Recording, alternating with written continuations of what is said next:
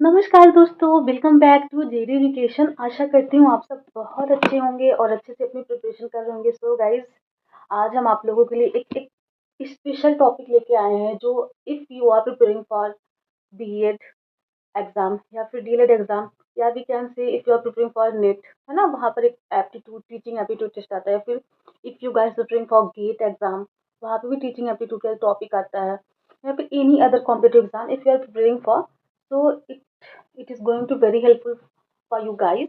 वहाँ पर एक टॉपिक आता है कि हाँ, what is effective teaching, and इसको दिया किसने था, कब आया था। और इसमें भी एक टॉपिक है कि 7 C's ऑफ इफेक्टिव टीचिंग, मतलब एक टीचिंग को, एक शिक्षण कार्य को इफेक्टिव कैसे बनाया जा सकता है। तो उसके लिए 7 C's को बताया था। और किसने बताया था, किस ईयर में बताया था, बिल्कुल हम लोग आगे के अपनी स्लाइड्स में देखेंगे कि हाँ, क्या क्या हमें पढ़ना है, क्या क्या इसमें देखना है। तो आइए, without any delay we can start our content.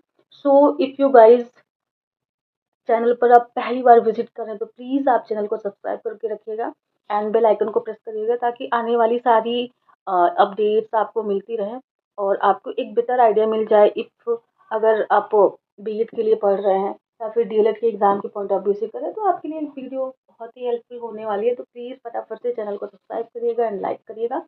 सो आइए हम लोग अपनी वीडियो की शुरुआत करते हैं। ओके,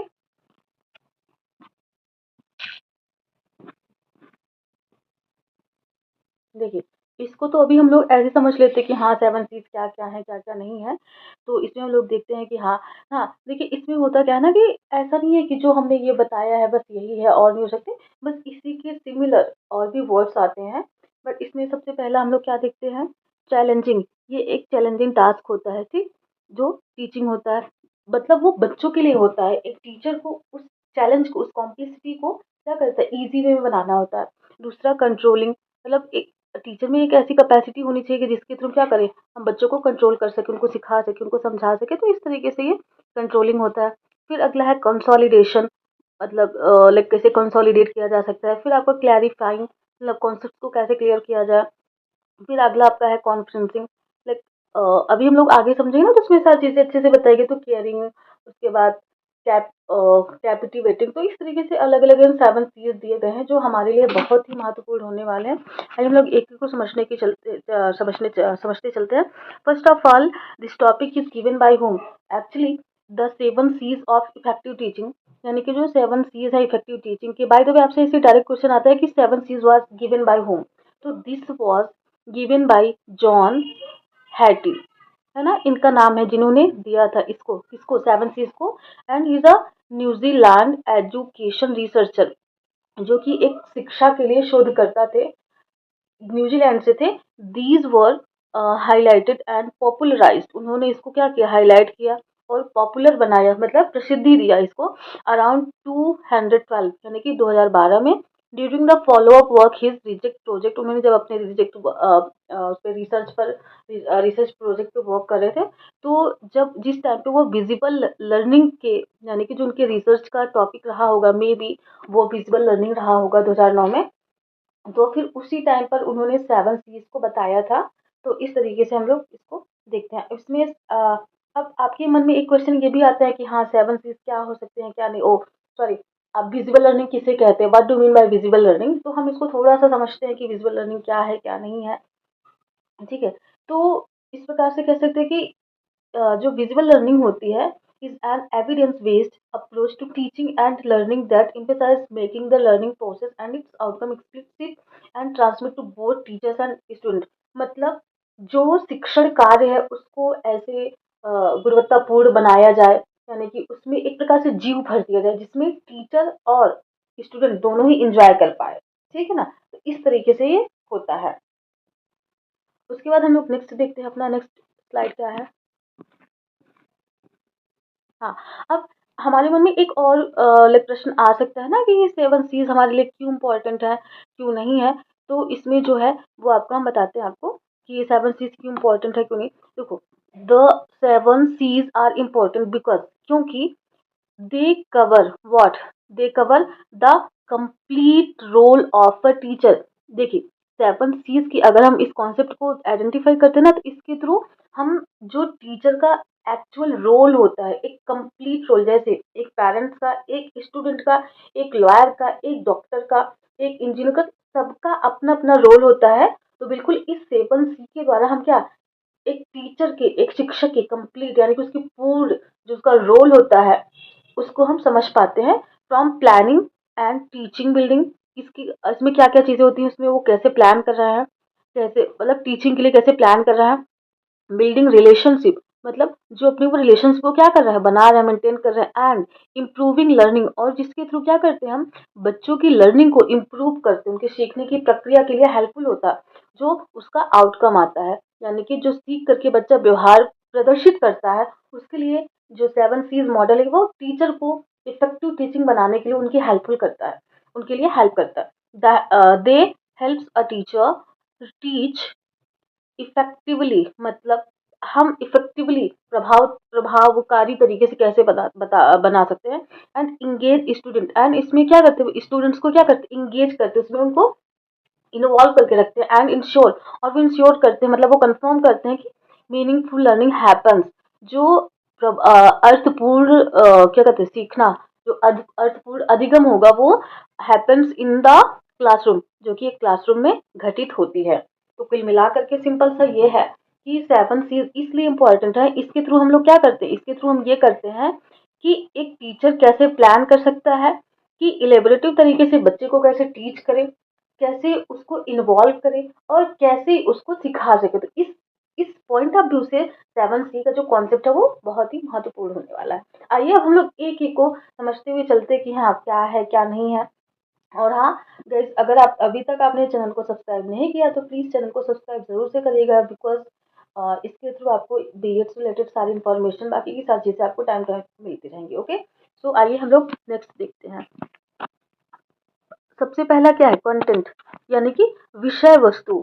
इसकी जैसे कि इसमें मीनिंग भी लिखेगी, strong subject knowledge. For example, कि जैसे अगर कोई एक टीचर है ना, और वो पढ़ा रहा है, क्या पढ़ा रहा है, लाइक वो मैथमेटिक्स का हो सकता है, वो आपका लाइक इंग्लिश का हो सकता है, हिंदी का हो सकता है, ज्योग्राफी का हो सकता है, उर्दू का, म्यूजिक का। तो वो जिस भी सब्जेक्ट को पढ़ा रहा हो, उसके लिए क्या होनी चाहिए, उसके पास एक अच्छी क्या होनी चाहिए, नॉलेज होनी चाहिए। ठीक, ओके। और जैसे अब विषय वस्तु हम इसको पढ़ाई से ही नहीं जोड़ सकते। अगर आप लोग क्या करते हैं, अगर कोई आप बिजनेस कर रहे हैं ना, अगर उसमें आप बिजनेस में अगर आपको सफल होना है, आपको आगे बढ़ना है, तो आपको उस बिजनेस के रिगार्डिंग, यानी कि जो उस बिजनेस में जो भी हमारे पास नॉलेज होनी चाहिए, वो आपको बेहतर नॉलेज होनी चाहिए। Then definitely you will get good result ना। तो आपको जो भी करना है, आपका पर्पजफुल क्या कहते हैं, गोल होना चाहिए। और जिस भी क्षेत्र में आगे जाना है, ऐसा नहीं कि अगर उन्होंने टीचिंग की बात करी है तो बस टीचिंग ही, no. If we can't like if we want to do something new now, so we have to enough knowledge in that particular topic, and that we can say that particular content. So we can say कि हाँ विषय वस्तु की अच्छी knowledge होनी चाहिए, strong subject knowledge. जैसे हम लोग ये बीएड की क्लास कर रहे हैं ना, तो एग्जामिनर किस बेस पे हमें लाइक मार्क्स देंगे, कि आपकी अच्छी कॉपी होनी चाहिए, आपने कितने अच्छे से क्वेश्चंस को आइडेंटिफाई करके अपने आंसर्स लिखा है। आई होप आपको ये समझ में आ रहा होगा। तो ये आपका रहा पहला 7Cs मॉडल। ओके, अब हम लोग नेक्स्ट देखते हैं। नेक्स्ट है कम्युनिकेशन। ओ इट्स लाइक अगर हम लोग कम्युनिकेशन की बात करें ना, तो ऐसा नहीं कि ओनली इन टीचिंग, ये आप चाहे किसी से कॉल पे बात कर रहे हो, या फिर आप टीचिंग कर रहे हो, या फिर आप किसी को भी क्या कर रहे हैं, कोई सर्विस दे रहे हैं,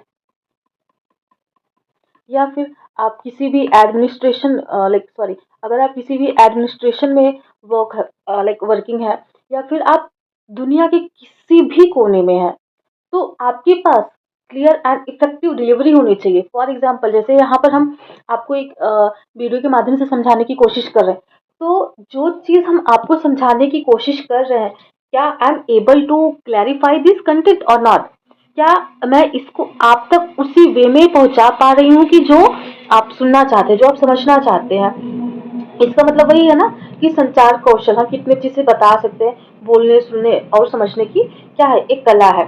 देखिए इसमें क्या होता है कि शिक्षक और छात्र के बीच में अगर हमें अच्छे संबंध बनाने हैं, या फिर एक जो लिसनर होता है और एक क्या होता है क्या कहते हैं कम्युनिकेटर, यानी कि एक वक्ता और एक श्रोता के बीच में एक अच्छा संबंध होना चाहिए, जो कि कम्युनिकेशन के थ्रू हैपन, यानी कि कम्युनिकेशन के थ्रू ही घटित हो सकता है। इसमें क्या होता है कि दोनों दिशाओं में ही, चाहे वो श्रोता हो या फिर वक्ता हो, उनके बीच में क्या होता है, विचारों का आदान प्रदान होता है और अनुशासन और समझ बढ़ती है। तो इस तरीके से हम कह सकते हैं कि कम्युनिकेशन के थ्रू हम अपनी विषय वस्तु को, अपनी लाइक जो भी बातें हमें करनी है, जो भी हमारा कंटेंट है, उसको इजी वे में अगले तक पहुंचा सके, ये होना चाहिए हमारे 7 Cs में। अगला हमारा है क्या है, कॉम्प्रीहेंशन। कॉम्प्रीहेंशन की अगर बात करें ना, तो यहाँ पर अंडरस्टैंडिंग स्टूडेंट नीड्स, मतलब जो स्टूडेंट्स हैं, जो बच्चे, उनकी जो नीड है, जो उनकी आवश्यकता है, उसको समझकर फिर उनके अकॉर्डिंग उन्हें हमें क्या करना है, शिक्षा देना है। ठीक है। तो लाइक अगर हम लोग इसकी बात करते हैं ना, तो बच्चे की क्या साइकोलॉजी है, उसकी जो साइकोलॉजी है, यानी कि जो उसकी मनोदशा है, उसको समझना, फिर उसके अकॉर्डिंग उसे टीच करना, यही हमारी क्या है, ये हमारी समझ होती है। साइकोलॉजी मतलब बच्चों की मनोदशा या फिर मनोविज्ञान, विज्ञान से ना, मनोदशा या फिर मनोविज्ञान, उसके अकॉर्डिंग उसको टीच करना। तो इस तरीके से बच्चे की जो इंडिविजुअलिटी है, जो बच्चे का क्या है, पोटेंशियल है, जो बच्चे की क्या है, कैपेसिटी है, जो उसकी लाइक क्षमता है, जिसके थ्रू वह लर्न कर सकता है, उसको हम जब तक समझेंगे नहीं, then how can be teach, how can be deliver our content, या फिर how can be communicate with. तो हमें बच्चे की नीड को समझना होगा, फिर उसके अकॉर्डिंग हमें क्या करना होगा, उनको टीच करना होगा। फिर अगला क्या है, कॉम्पिटेंस, क्षमता। इसमें क्या है कि professional and skilful teaching, like जो हमारी टीचिंग होनी चाहिए, वो ऐसा नहीं है कि वो सिर्फ और सिर्फ व्यवहारिक नॉलेज ही दे, बिल्कुल व्यवहारिक भी दे, सब्जेक्टिव भी दे, बट साथ ही साथ हमें प्रोफेशनल स्किल डेवलपमेंट में भी हमारे काम है। जैसे स्कूल्स में क्या है, कंप्यूटर है, उसके बाद कंप्यूटर है, फिर आपका क्या है, प्रोजेक्टर है ना। उसके बाद आपके वीडियो एड्स हैं, यानी कि वीडियो एड्स, एडीएस, है ना। मतलब तरह तरह की जो स्किलफुल टीचिंग होती है, लाइक तरह तरह के क्या कहते हैं ऑब्जेक्ट का यूज करके हम टीचिंग अच्छी कर सकते हैं, स्किलफुल। जैसे आप अपने स्कूल में क्या, अपने कॉलेज में या वहाँ अपने यूनिवर्सिटी में आप एनएसएस हो गया, एनसीसी हो गया, इन सब के थ्रू क्या करना है, बच्चे को हमें स्किलफुल। और जैसे अगर लाइक बच्चियां करना चाहती हैं, तो जो सिलाई वगैरह, जो टेलरिंग वगैरह का काम होता है, उस पे हम कर वर्क कर सकते हैं।